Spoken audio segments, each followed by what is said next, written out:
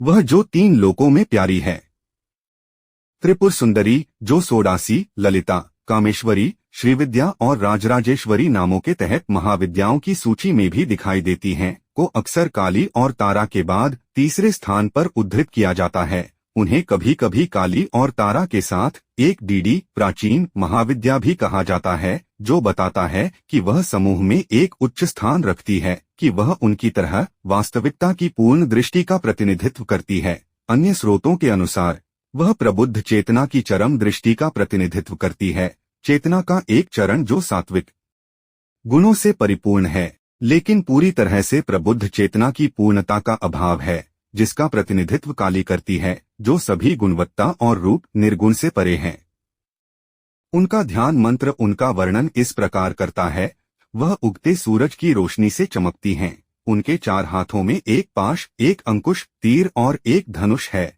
उनकी उपस्थिति के बारे में अधिक विवरण उनकी स्तुति के प्रसिद्ध भजन ललित सहस्रनाम में पाए जाते हैं, जहां कहा जाता है कि वह एक रानी की तरह सिंहासन पर बैठी थीं, गहने पहनती थीं, विवाहित स्त्री के शुभ लक्षण होना और भारी स्तन और पतली कमर होना। अर्धचंद्र उसके माथे को सुशोभित करता है और उसकी मुस्कान शिव को अभिभूत कर देती है, जो स्वयं इच्छा काम के स्वामी हैं। उनके आसन के रूप में ब्रह्मा, विष्णु, शिव और रुद्र की लाशें हैं और ब्रह्मा, विष्णु, शिव, लक्ष्मी और सरस्वती मौजूद हैं। उन्हें अक्सर प्रतीकात्मक रूप से कमल पर बैठे हुए चित्रित किया जाता है, जो शिव के सुपाच्य शरीर पर स्थित है, जो बदले में एक सिंहासन पर स्थित है, जिसके पैरों में ब्रह्मा, विष्णु, शिव और रुद्र देवता हैं। कुछ मामलों में कमल शिव की नाभि से निकल रहा है, अन्य मामलों में यह श्रीचक्र यंत्र से विकसित हो रहा है।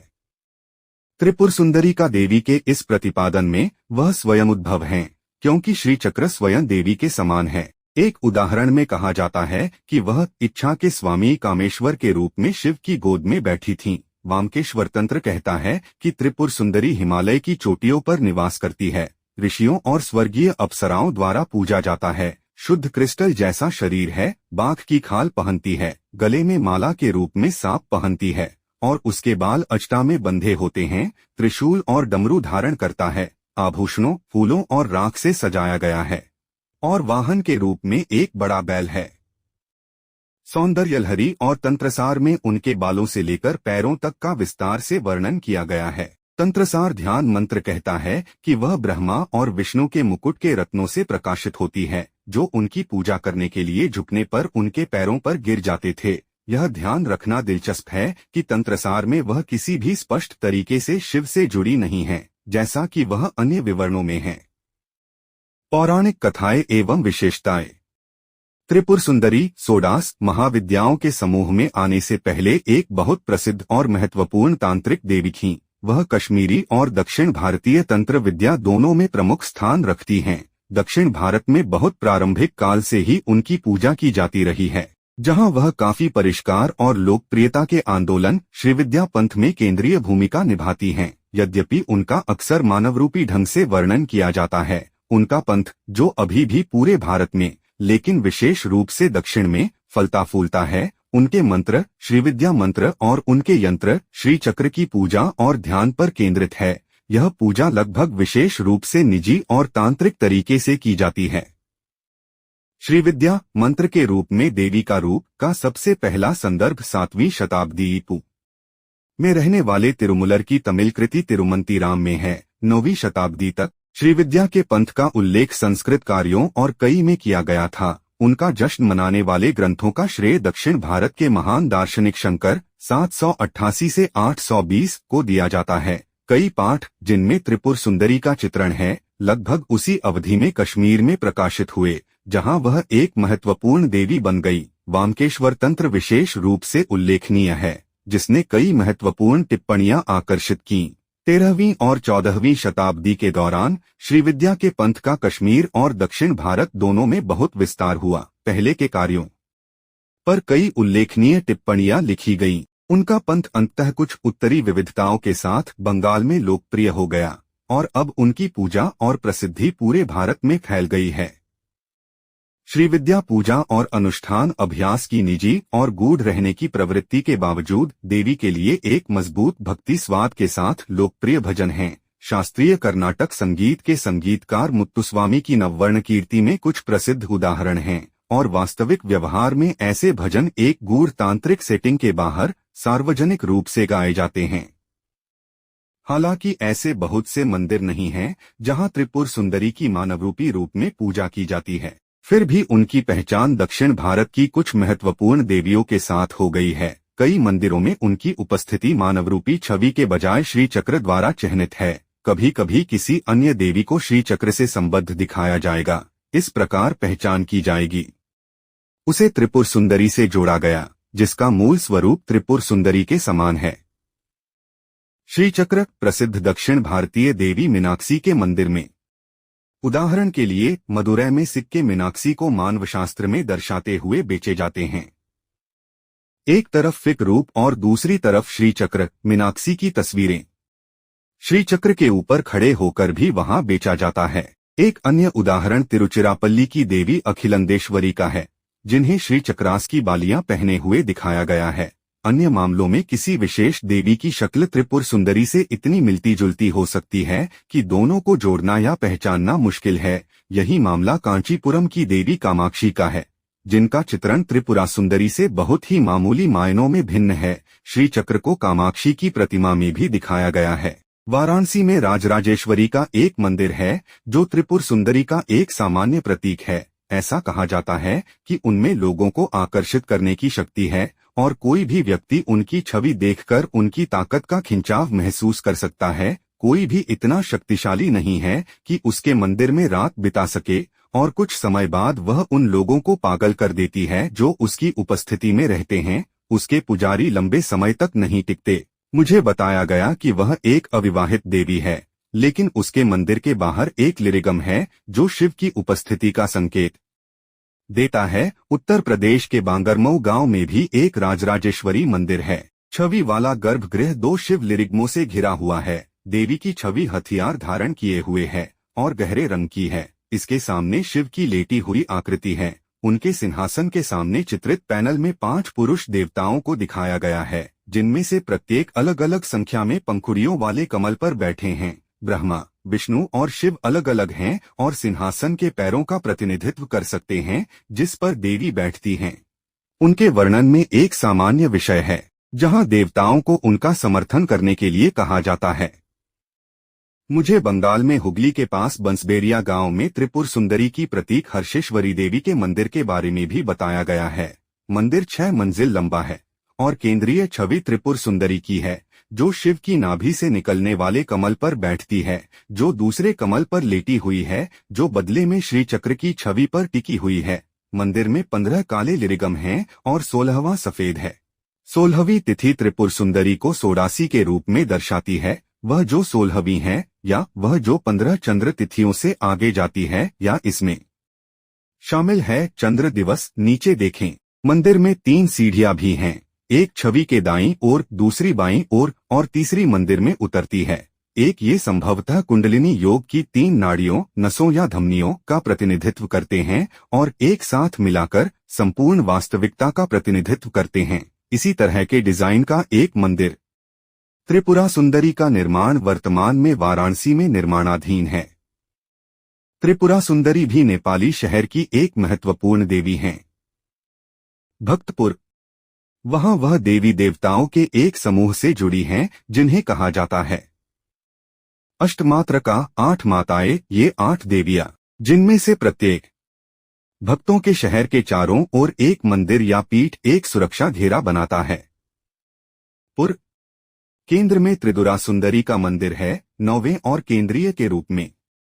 समूह की देवी, उसे दूसरों के बीच प्रमुख सर्वोच्च देवी माना जाता है। यह भी ध्यान रखना दिलचस्प है कि अष्टमातृकाओं में 2 अन्य महाविद्याएं काली और लक्ष्मी हैं। त्रिपुरा सुंदरी की पौराणिक कथाओं में केंद्रीय कहानी राक्षस भंडा की पराजय से संबंधित है। इस मिथक के अनुसार शिव ने प्रेम के देवता काम को तब नष्ट कर दिया था जब उन्होंने शिव को उनके ध्यान से विचलित करने की कोशिश की थी। इसके बाद शिव के गणों, साथियों या अनुयायियों में से एक ने कामदेव की राख से एक आदमी की छवि बनाई। फिर यह व्यक्ति शिव से उसे एक शक्तिशाली मंत्र सिखाने की अपील करता है, जिसे शिव बाध्य होकर करते हैं। मंत्र का जाप करने से शत्रु की आधी शक्ति प्राप्त हो जाती है। शिव मनुष्य को 60,000 वर्षों तक संसार का शासकत्व भी प्रदान करते हैं। शिव ने भांड शब्दों से उस व्यक्ति की प्रशंसा की। अच्छा, लेकिन क्योंकि वह शिव के क्रोध से पैदा हुआ था, जब उन्होंने काम को जला दिया था, वह एक खतरनाक क्रोधी राक्षस में बदल गया। वह एक ऐसे शहर का निर्माण करता है जो महिमा में इंद्र द्वारा शासित देवताओं के शहर से प्रतिस्पर्धा करता है। जब भंडा इंद्र पर हमला करता है तो ऋषि नारद के आदेश पर इंद्र मदद के लिए त्रिपुर सुंदरी को बुलाते हैं। इंद्र अपने सहयोगियों को वैदिक अनुष्ठानों के साथ अपना मांस और रक्त चढ़ाकर देवी को प्रसन्न करने का भी निर्देश देते हैं। इन संस्कारों के अंत में देवी प्रकट होती हैं और देवताओं की मदद करने के लिए सहमत होती हैं। इस बीच भांड को दुनिया पर शासन करने के लिए दिए गए 60,000 साल समाप्त हो गए। इंद्र की नगरी अभी भी घेरे में है। देवताओं ने शिव और त्रिपुर सुंदरी के विवाह की व्यवस्था की। कुछ समय बाद देवी अपनी महिला सहयोगियों शक्तियों के साथ भांडा और उसकी सेना से युद्ध करने के लिए रवाना हो जाती हैं। त्रिपुर सुंदरी अपने हाथों में पाश और अंकुश से कई हथियार बनाती है। भंडा महिलाओं की सेना से आश्चर्यचकित है और भविष्यवाणी करता है कि वे युद्ध में उतनी ही अप्रभावी होंगी जितना उनके नेता ललिता, कोमल और नाजुक के नाम से पता चलता है। हालांकि त्रिपुर सुंदरी और उसकी सेना भंडा और उसकी सेना से बेहतर निकली। युद्ध के दौरान दो मुख्य नायक त्रिपुर सुंदरी और भंडा अपने शरीर से विभिन्न प्राणियों को उत्पन्न करते हैं। भंडा ने कई राक्षसों को बनाया जो हिंदू पौराणिक कथाओं में प्रसिद्ध हैं, और त्रिपुर सुंदरी ने राक्षस को हराने के लिए एक संबंधित देवता या अवतार को सामने लाकर उसका मुकाबला किया। उदाहरण के लिए भंडा हिरण्यकशिपु की रचना करता है। ललिता बदले में प्रहलाद को जन्म देती है जो प्रसिद्ध वैष्णव मिथक में हिरण्यकश्यप को हराता है। भंडा ने रावण को जन्म दिया और त्रिपुर सुंदरी ने अपने एक नाखून से राम को जन्म दिया। युद्ध के दौरान भांडा महिषासुर की भी रचना करता है। देवी ने दुर्गा को उत्पन्न करके प्रतिक्रिया व्यक्त की जो कई पुरुष देवताओं द्वारा दिए गए आभूषणों से अलंकृत है। फिर दुर्गा महिषासुर का वध करती है जैसा कि वह करती है। प्रसिद्ध देवी मधुदात्म्य अंत में देवी ने भांडा को ही परास्त कर दिया। युद्ध के दौरान कामदेव की पत्नी रति के नेतृत्व में देवताओं ने त्रिपुरा से विनती की। सुंदरी ने प्रेम के देवता को पुनर्स्थापित किया जिसे शिव ने नष्ट कर दिया था। वह ऐसा करती है और दुनिया में इच्छा बहाल हो जाती है। देवता एक सुर में उसकी स्तुति करते हैं। मिथक त्रिपुरा सुंदरी के लिए कुछ केंद्रीय विशेषताएं स्थापित करता है। उनकी प्राथमिक भूमिका देवताओं की भलाई और ब्रह्मांडीय स्थिरता की रक्षा करना है। वह स्वयं विष्णु के कई अवतारों का स्रोत है जिन्हें वह भंडा के साथ युद्ध में विशेष राक्षसों को हराने के लिए बनाती है। कहा जाता है कि त्रिपुर सुंदरी के अन्य रूप भी हैं जिन्हें वास्तव में अवतार कहा जाता है। इनमें देवी काली, कुमारी, कैंडिका, भारती और गौरी शामिल हैं। यह मिथक और दुनिया को बनाए रखने के लिए बनाई गई उनकी विभिन्न अभिव्यक्तियों की गणना करने वाले अन्य मार्ग त्रिपुर सुंदरी को एक उत्कृष्ट ब्रह्मांडीय संरक्षक, प्रसिद्ध देवताओं के स्रोत के रूप में स्थापित करते हैं और अवतारस पर्दे के पीछे के महान निर्देशक, ब्रह्मांडीय प्रक्रियाओं के परम पर्यवेक्षक। ललित सहस्त्रनामा में उन्हें वह कहा गया है जिनके 10 नाखूनों से विष्णु के 10 रूप उभरते हैं। नाम 88। उसी पाठ में उनके नाम दिए गए हैं जो उन पर जोर देते हैं। एक योद्धा के रूप में भूमिका, उदाहरण के लिए वह जो राक्षसों को मारती है। नाम 318, वह जो योद्धाओं को वरदान देती है। नाम 493, सेनाओं का शासक। नाम 691, वह जो योद्धाओं द्वारा पूजी जाती है। नाम 777 और योद्धाओं की माता। नाम 836। संक्षेप में मिथक और उनके भजन त्रिपुरा सुंदरी को दुर्गा के समान एक महान युद्ध रानी के रूप में चित्रित करते हैं और ब्रह्मांडीय व्यवस्था के संरक्षक के रूप में उनकी भूमिका को रेखांकित करते हैं। एक योद्धा के रूप में उनकी भूमिका को लागू करने वाली त्रिपुर सुंदरी की शाही विशेषताएं हैं। ललित सहस्त्रनाम में राजाओं द्वारा उसकी पूजा की जाती है। नाम 305, वह शासन करने में आनंद लेती है। नाम 686 और सभी लोगों को अपने अधीन कर लेती है। नाम 698, उनके सबसे लोकप्रिय विशेषणों में से एक है राजराजेश्वरी, राजाओं की रानी। उनका एक अन्य नाम श्री उन्हें संप्रभुता से जोड़ता है। हालांकि वह कई मायनों में देवी से अलग है, जिसे श्री भी कहा जाता है, जो विष्णु की पत्नी है और आमतौर पर शिव के साथ जुड़ी हुई है। जैसा कि हम नीचे देखेंगे। अधिक लौकिक पैमाने पर त्रिपुर सुंदरी 3 सिद्धांतों का पालन करती है। सृजन, रखरखाव और विनाश के प्रमुख ब्रह्मांडीय कार्य वह इन कार्यों को स्वयं करती है या ब्रह्मा का निर्माण और निर्देशन करती है। इन भूमिकाओं में विष्णु और शिव, सौंदर्य लहरी में संपूर्ण ब्रह्मांड, यह उसके पैर की धूल के एक छोटे से कण से बना है। उस कण से ब्रह्मा ब्रह्मांड को गढ़ता है, जिसे विष्णु वासुकी के रूप में अपने रूप में अनेक सिर वाला सांप मुश्किल से सहारा दे सकता है। 2 ललित सहस्रंडमा में वह ब्रह्मा, विष्णु, रुद्र, ईश्वर और सदाशिव की 5 लाशों पर विराजमान हैं। नाम 249। वेदमकेश्वर में उनके 1000 नामों के स्तोत्र में।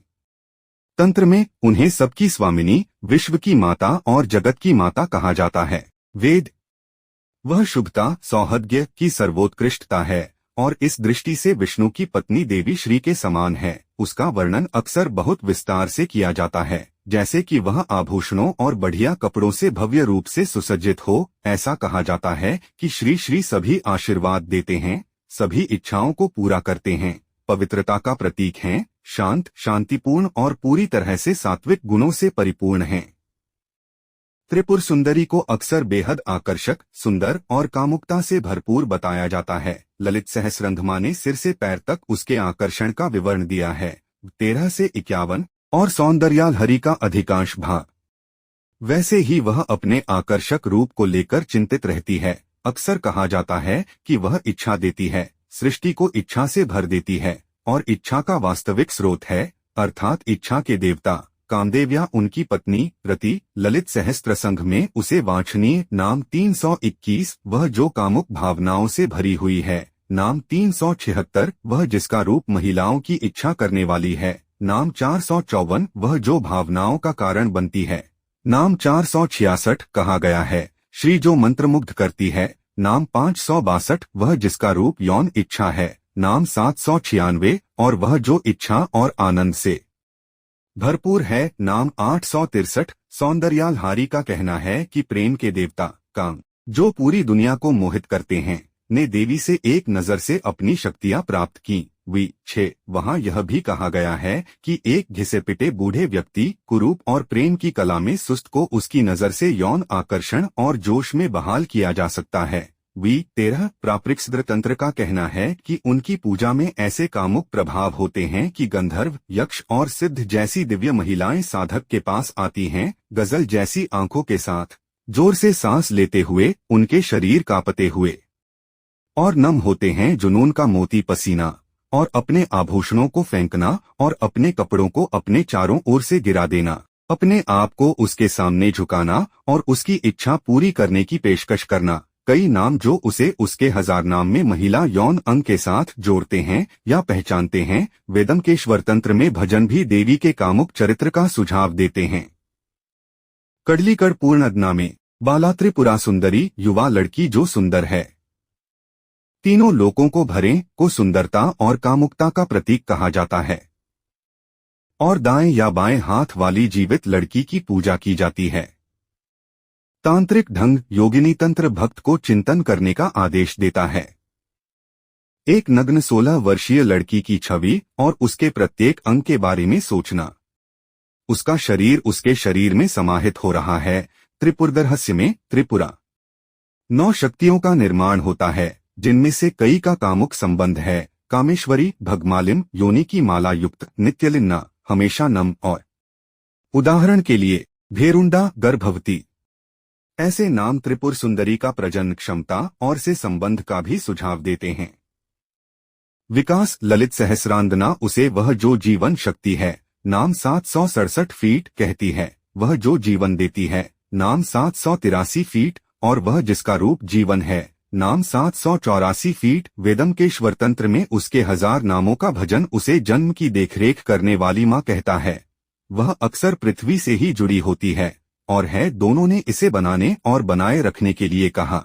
शक्ति और विकास की अंतर्निहित शक्ति के रूप में उसकी प्रकृति से संबंधित पोषण और भोजन के साथ उसका जुड़ाव है। ललित सहस्रंडमा में उसे महल और धरा कहा जाता है, दोनों का अर्थ पृथ्वी है।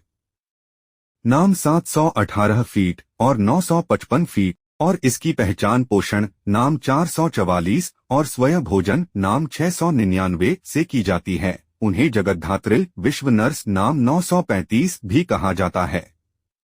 अधिकांश समय के लिए त्रिपुर सुंदरी को उन नामों और विशेषताओं से पहचाना जाता है जो उसके सुंदर, शुभ, शुद्ध, उपजाऊ और दयालु स्वभाव पर जोर देते हैं और जो उसे धन, शाही शक्ति, धर्म के आदेश की सुरक्षा और राक्षसों की हार से जोड़ते हैं।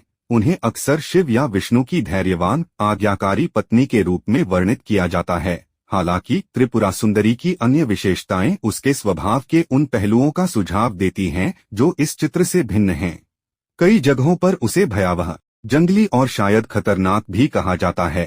हालांकि उनका कोई भी प्रमुख नाम त्रिपुरा सुंदरी, श्रीविद्या, सोडासी, ललिता या राजराजेश्वरी देवी के इस पहलू का सुझाव नहीं देता है, लेकिन उनका वर्णन करने वाले कई ग्रंथों में इसकी उपस्थिति से इनकार नहीं किया जा सकता है। दीप्तिमान वस्त्रों और चमकते गहनों से सजी त्रिपुर सुंदरी के सामान्य वर्णन के विपरीत वेदम के स्वर तंत्र में ऐसे अंश हैं जहां वह नग्न है या जानवरों की खाल पहने हुए है और अपने बालों को अजात में बांधती है। एक तपस्वी की तरह वह एक खोपड़ी रखती है, राख पहनती है और गले में एक सांप रखती है। उसकी बड़ी और लंबी जीभ, डरावने नुकीले दांत, बिखरे हुए बाल हैं।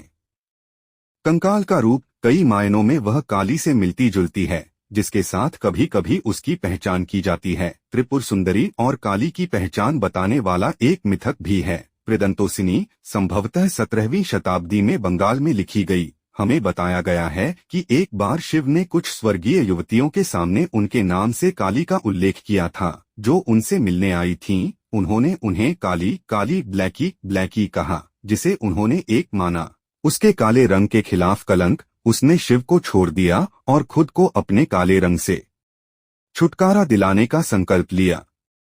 तपस्या से रंग बाद में ऋषि नारद ने कैलाश का दौरा किया और शिव को अकेला देखकर पूछा कि उसकी पत्नी कहाँ है। शिव ने इसकी शिकायत की उसने उसे छोड़ दिया था और गायब हो गई थी। अपनी योगिक शक्तियों से नारद ने सुमेरु पर्वत के उत्तर में रहने वाले काली को कवर किया और यह देखने के लिए वहां गए कि क्या वह उसे शिव के पास लौटने के लिए मना सकते थे।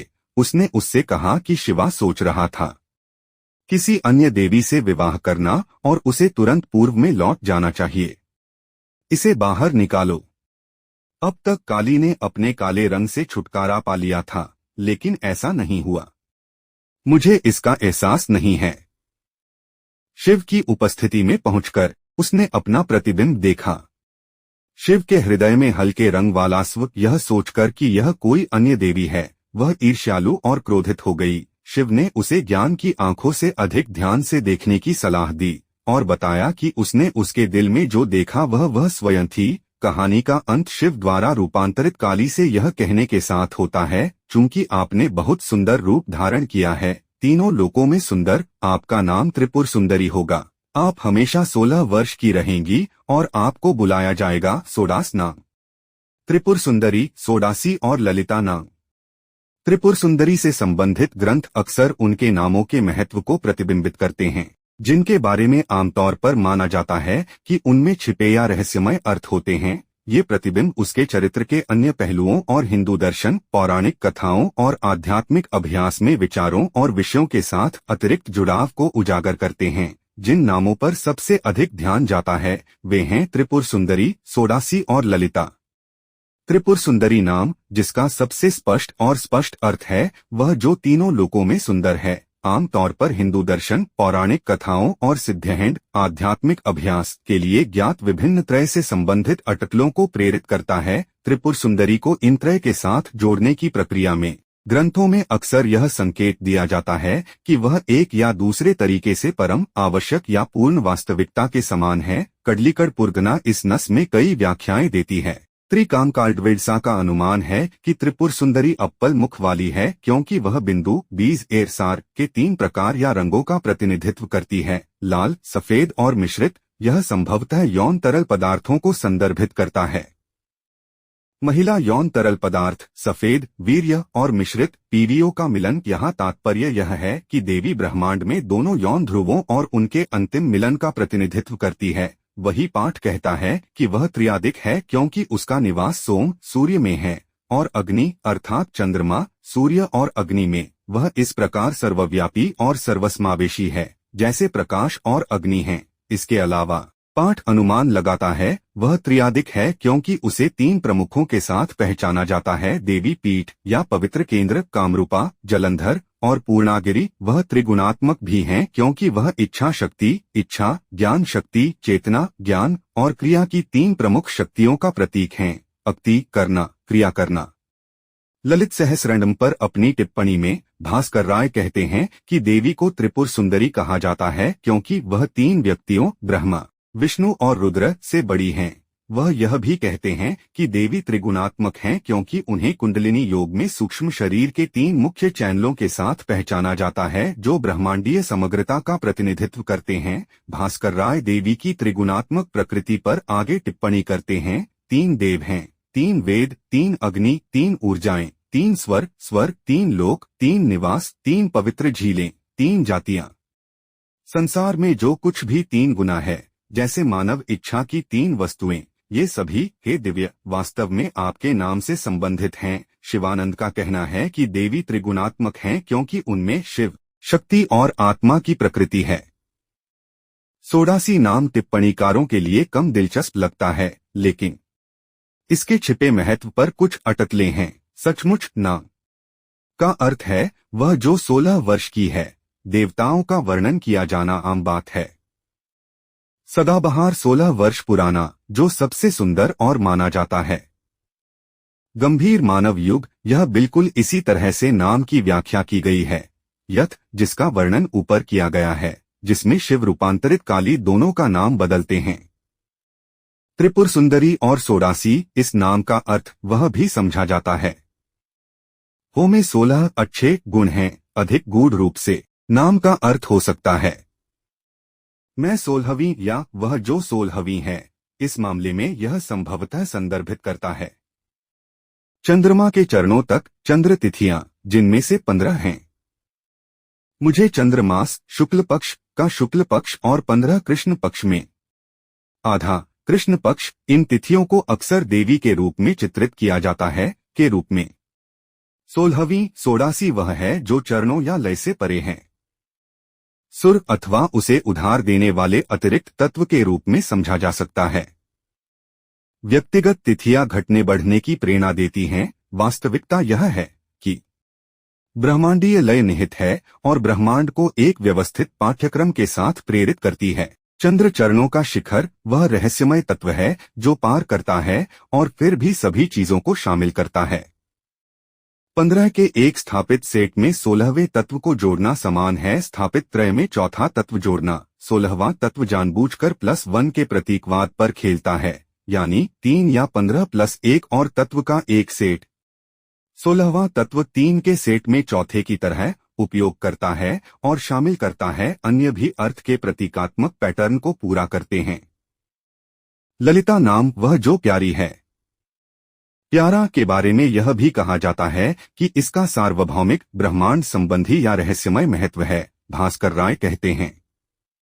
बुद्धिमान कहते हैं ललिता शब्द के 8 अर्थ हैं, अर्थात शानदार अभिव्यक्ति, मिठास, गहराई, स्थिरता, ऊर्जा, अनुग्रह और उदारता। ये 8 मानवीय गुण हैं। कदम शास्त्र कहता है ललिता का अर्थ कामुक क्रियाएं और कोमलता भी है। चूंकि उनमें उपर्युक्त सभी गुण हैं, इसलिए उन्हें ललिता कहा जाता है। यह भी कहा गया है आपको ललिता कहा जाता है क्योंकि आपके पास 9 दिव्य परिचारिकाएं हैं। श्री चक्र में नीचे देखें और आपका धनुष गन्ने से बना है।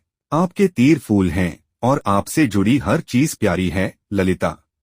यह स्पष्ट प्रतीत होता है कि त्रिपुर सुंदरी के नामों के अर्थ पर टिप्पणीकार इस धारणा से शुरू करते हैं कि वह सर्वोच्च वास्तविकता है या स्वयं वास्तविकता है और उसके विशेषणों में रहस्यमय अर्थ ढूंढते हैं जो इसकी पुष्टि करते हैं। चाहे उसे ललिता, सोडासी, त्रिपुर सुंदरी या कई अन्य सामान्य नामों में से एक कहा जाए, वह ब्रह्मांडीय रानी है जिससे सब कुछ उत्पन्न होता है, जिसमें सब कुछ निहित है और जिसके द्वारा सब कुछ विलीन हो जाएगा।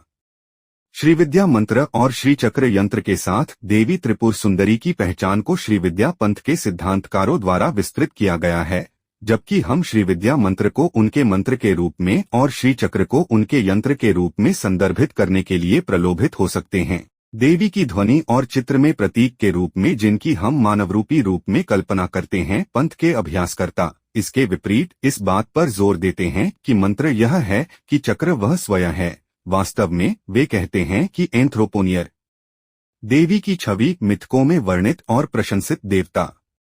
भजन किसकी विशेषताएं और शारीरिक उपस्थिति है और कौन यूं कार्य करता है और भूमिकाएं निभाता है। यह एक स्थूल रूप है जो कुछ हद तक आवश्यक प्रकृति को छुपाता है। श्रीविद्या पंथ की दृष्टि में देवी का यह भौतिक मानवरूपी पहलू उनका स्थूल रूप है, जो उनके प्रकाशमान सिक्स्मा और सर्वोच्च परा अभिव्यक्तियों की तुलना में अपरिष्कृत माना जाता है, जो बदले में पहचाने जाते हैं क्रमशः मंत्र और चक्र के रूप में उसके रूपों के साथ। मंत्र और यंत्र दोनों ही तांत्रिक साधना के केंद्र हैं। हालांकि श्रीविद्या पंथ में त्रिपुर सुंदरी अन्य महाविद्याओं की तुलना में इन देवी देवताओं की पूजा और संकल्पना में मंत्रों और यंत्रों के महत्व को अधिक स्पष्ट रूप से व्यक्त करती है। इसलिए यहाँ मंत्र और यंत्र के महत्व पर अधिक विस्तार से ध्यान देना उचित है कि वे कैसे व्यक्त करते हैं और त्रिपुर सुंदरी से कैसे संबंधित हैं। पहला बिंदु जिस पर जोर दिया जाना चाहिए वह यह है कि पंथ में मंत्र और यंत्र को मानव या सांस्कृतिक निर्माण नहीं बल्कि अविभाज्य रहस्योद्घाटन के रूप में पुष्टि की जाती है। नहीं, वे आंशिक रहस्योद्घाटन हैं। वे केवल पारलौकिक देवी के सुराग या उसके पहलू नहीं हैं। वे अपने शुद्धतम, उच्चतम, सबसे तीव्र रूप में देवी हैं। हम मंत्र और यंत्र को कृपा के रूप में सोच सकते हैं, अर्थात देवी ने श्रीविद्या पंथ के कुछ आध्यात्मिक रूप से उन्नत लोगों को अपनी ये संपूर्ण अभिव्यक्तियां दी हैं। जैसा कि भाग आय में बताया गया है, मंत्र और यंत्र सार्वजनिक नहीं हैं, अर्थात यद्यपि वे अनभिज्ञ लोगों के लिए उपलब्ध हो सकते हैं, मंत्र अब कई स्थानों पर मुद्रित रूप में उपलब्ध है और यंत्र कई पुस्तकों और मंदिरों में प्रदर्शित हैं। उनकी शक्ति उनके व्यक्तिगत विशेषज्ञों तक प्रेषित होने पर निर्भर करती है। आध्यात्मिक गुरु अशिक्षित या आध्यात्मिक रूप से अयोग्य लोगों के लिए मंत्र या यंत्र का जाप करना या उसके प्रति समर्पित होना अप्रभावी है। देवी की वास्तविकता और अंतर्निहित शक्ति का एहसास नहीं होगा। भास्कर राय कहते हैं, श्रीविद्या के बाहरी आडंबर के प्रति अयोग्य लोगों की भक्ति जो आवश्यक है उसके लिए योग्यता के बिना एक शरीर की तरह है जिसमें जीवन नष्ट हो गया है, या एक कठपुतली जिसके तार अलग हो गए हैं, कि अंतर्निहित शक्ति से लाभ उठाने के लिए आध्यात्मिक रूप से योग्य बनना।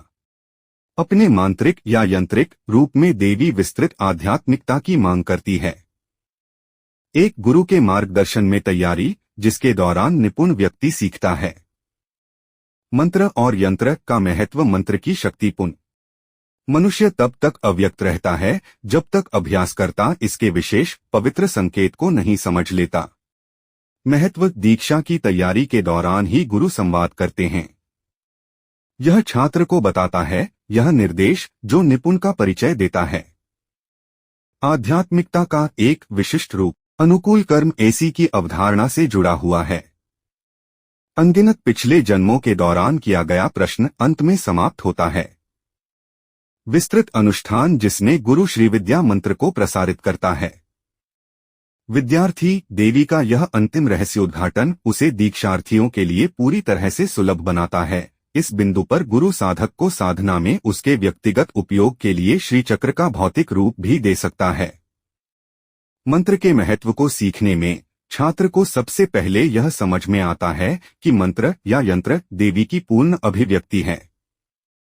इस धारणा के साथ शुरुआत करते हुए निपुण को मंत्र या यंत्र के अलग अलग हिस्सों के गूढ़ या रहस्यमय अर्थों और हिंदू परंपरा में अंतिम वास्तविकता के अन्य प्रतीकों या अभिव्यक्तियों के साथ इसके समग्र पत्राचार की सराहना करने के लिए तैयार किया जाता है। अर्थात गुरु के निर्देश के तहत छात्र मंत्र में ब्रह्मांड संबंधी आध्यात्मिक और अस्तित्वगत सत्य के प्रत्येक पहलू और आयाम को समझना सीखता है। देवी के नामों के मामले में यहाँ पवित्र अभिव्यक्ति के छिपे हुए अर्थों को विस्तृत रूप से उजागर किया गया है।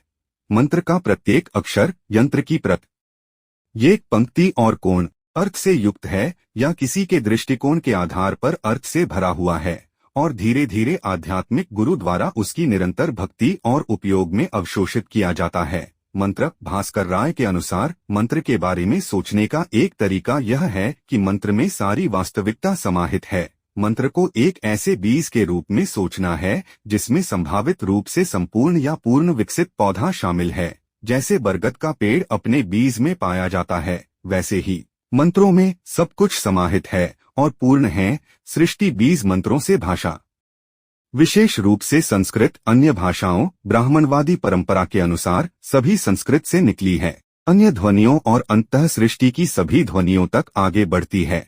संपूर्ण ब्रह्मांड में बीज मंत्र वास्तविकता के आवश्यक रूप या शक्ति के रूप में मौजूद हैं।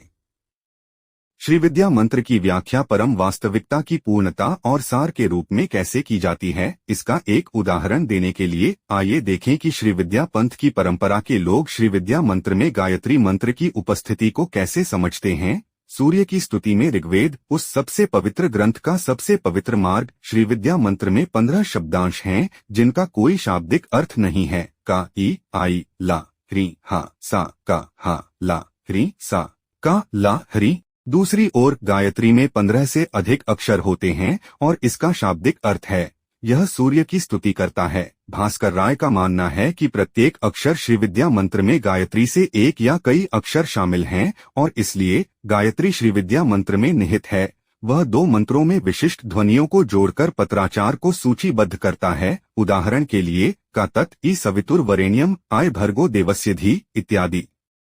दोनों मंत्रों के माध्यम से श्रीविद्या मंत्र को भी 3 भागों में विभाजित किया गया है। भाग या 3 चोटियां, कुटास, बिल्कुल ब्रह्मांड संबंधी, रहस्यमय या ध्यान संबंधी। त्रिपुर सुंदरी नाम में त्रय छुपे हुए पाए जाते हैं, इसलिए प्रत्येक शिखर मंत्र की तुलना ब्रह्मांड संबंधी आध्यात्मिक गतिशीलता से की जाती है। वहां है शिखर का संबंध वाणी की शक्ति से है, शिखर का संबंध है से इच्छा की शक्ति और अंतर्निहित शक्ति से संबंधित शिखर। कास्मोस ब्रह्मांड, ब्रह्मा, विष्णु और शिव, चंद्रमा, सूर्य और अग्नि 3 गुण, सत्व, रजस और तमस, इन और अन्य त्रिकों की पहचान 3 शिखरों से की जाती है। इस प्रकार त्रिशिखर मंत्र को ब्रह्मांड के अनुरूप देखा जाता है या ब्रह्मांड को मंत्र के 3 भागों में निहित देखा जाता है। यह भी माना जाता है कि मंत्र के 6 गूढ़ या रहस्यमय अर्थ हैं। भास्कर राय उनका वर्णन इस प्रकार करते हैं। पहला यह कि मंत्र सर्वोच्च देवी त्रिपुर सुंदरी के समान है। दूसरा यह कि मंत्र 5 मूल तत्वों और 36 तत्वों सृष्टि की श्रेणियां के समान है। तीसरी स्वयं, आत्मान, गुरु और शिव की पहचान है जो 3 शिखरों द्वारा दर्शाई जाती है। चौथा मंत्र और ग्रहों, इंद्रियों और उनकी वस्तुओं और भौतिक और आध्यात्मिक दुनिया के बीच की पहचान है। पांचवा यह है कि मंत्र का संबंध शरीर में चक्रों से है। और छठा यह है कि अंततः सब एक है, कि मंत्र और वह सब कुछ जिससे इसकी तुलना की जाती है एक अविभाज्य एकता में मिलते हैं। श्रीविद्या मंत्र से अभिन्न रूप से संबंधित और श्रीविद्या पंथ के लिए समान रूप से केंद्रीय है श्री चक्र। देवी त्रिपुर सुंदरी का यंत्र रूप, यंत्र को मन में धारण किया जाना चाहिए या भौतिक रूप में पूजा की जानी चाहिए। मंत्र की तरह यंत्र मानव रूपी देवी का संक्षिप्त या योजनाबद्ध प्रतिनिधित्व नहीं है। श्री चक्र स्वयं पूर्ण अविभाज्य रूप में देवी है, यह उन्हें पूरी तरह समाहित और अभिव्यक्त करता है। मंत्र की तरह श्री चक्र आत्म प्रकटीकरण है, स्वयं अपने सबसे आवश्यक रूप में देवी की अभिव्यक्ति, देवी के स्वरूप, स्वयं का रूप के रूप में जो सभी वास्तविकता को समाहित करती है। सब कुछ श्री चक्र में निहित है। सभी वास्तविकता और वास्तविकता की प्रकृति को इसके संदर्भ में पढ़ा जा सकता है। यदि हम मंत्र को ध्वनि के रूप में परम वास्तविकता ब्राह्मण की अभिव्यक्ति के रूप में सोचते हैं तो हम श्री चक्र को योजनाबद्ध या दृश्य रूप में ब्रह्मा के रूप में सोच सकते हैं। चक्र है, भावनात्मक रूप से 9 त्रिकोणों से बना है, 5 नीचे की ओर और 4 ऊपर की ओर, कुछ मामलों में 5 ऊपर की ओर और 4 नीचे की ओर इशारा करते हैं, जो एक दूसरे को ओवरलैप करते हैं और कई सहायक त्रिकोण बनाते हैं। ये बदले में 8 पंखुड़ियों वाले कमल के भीतर स्थित हैं, जो बदले में 16 पंखुड़ियों वाले कमल के भीतर हैं। कमल 4 वृत्तों से घिरे हुए हैं और संपूर्ण 4 द्वारों के भीतर घिरा हुआ है। तिहरी रेखाएं। श्री चक्र के बिल्कुल मध्य में एक बिंदु है। श्री चक्र परम वास्तविकता की आवश्यक प्रकृति को व्यक्त करता है। शिव और शक्ति नर और मादा की परस्पर क्रिया और पारस्परिक संयोग, संभाव्यता और वास्तविकता। केंद्र में बिंदु उनके ऐप का प्रतिनिधित्व करता है, विलय, मिलन और पहचान, जबकि शेष चक्र उनके विकास का प्रतिनिधित्व करता है। ब्रह्मांड में प्रवेश करें 5 नीचे की ओर इंगित करने वाले त्रिभुज दर्शाते हैं। शक्ति, जबकि ऊपर की ओर इंगित करने वाले त्रिकोण शिव का प्रतिनिधित्व करते हैं। वे इन दो शक्तियों के मिश्रण, अंतःक्रिया और पारस्परिक प्रभाव का प्रतिनिधित्व करने के लिए ओवरलैप करते हैं। चक्र के इस प्रतिपादन में शक्ति की प्रधानता सृष्टि में उसकी प्रमुख स्थिति को दर्शाती है। प्रत्येक कमल की प्रत्येक पंखुड़ी में एक महिला देवता की प्रधानता होती है। ये शक्तियां बिंदु में केंद्रीय देवताओं शिव और शक्ति के परिचारक या संरक्षक हैं। बाहरी द्वारों पर सहायक देवता भी हैं, जो अक्सर साधक द्वारा अपने आध्यात्मिक प्रवास के दौरान अर्जित सिद्धियों, आध्यात्मिक या जादुई शक्तियों या सिद्धियों से जुड़े होते हैं। सामान्य तौर पर बाहरी देवताओं से जुड़ी सिद्धियां सबसे कम शक्तिशाली होती हैं और उन्हें हासिल करना सबसे कम कठिन होता है, जबकि अंतरतम देवताओं से जुड़ी सिद्धियां हासिल करना सबसे कठिन और आध्यात्मिक रूप से सबसे शक्तिशाली होती हैं। श्रीचक्र को केंद्र से बाहरी द्वार तक या इसके विपरीत बाहरी द्वार से केंद्र तक पढ़ा जा सकता है। पहले मामले में कोई व्यक्ति केंद्र से बाहर की ओर बढ़ने पर दुनिया के निर्माण की कल्पना करता है। इस क्रम को सृष्टिक्रम कहा जाता है।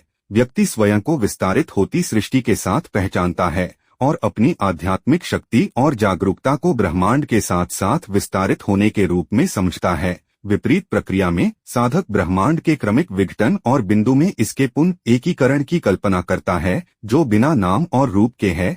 इस अनुक्रम को सहस्त्र क्रम कहा जाता है और इसके दौरान व्यक्ति अपने स्वयं के विघटन और बिंदु द्वारा दर्शाए गए एक में क्रमिक पुनरेकीकरण की कल्पना करता है। दोनों ही मामलों में श्री चक्र को किसी की अपनी आध्यात्मिक यात्रा के योजनाबद्ध प्रतिपादन के रूप में पढ़ा जाता है। किसी भी मामले में अनुष्ठानिक रूप से किया जाने वाला अभ्यास आध्यात्मिक रूप से परिवर्तनकारी माना जाता है।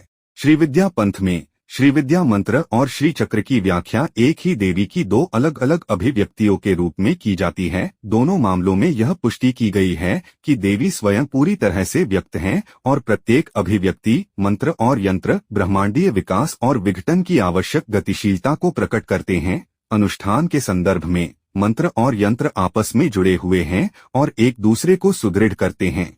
यह कहना उचित है कि देवी त्रिपुर सुंदरी श्रीविद्या पंथ में सबसे अधिक तीव्रता से और पूरी तरह से प्रकट होती है, जब आध्यात्मिक रूप से परिपक्व, निपुण, कल्पनाशील या वास्तविकता में इसके सूक्ष्म अर्थों को समझते हुए अपने मंत्र का आह्वान करता है, श्रीचक्र का निर्माण करता है।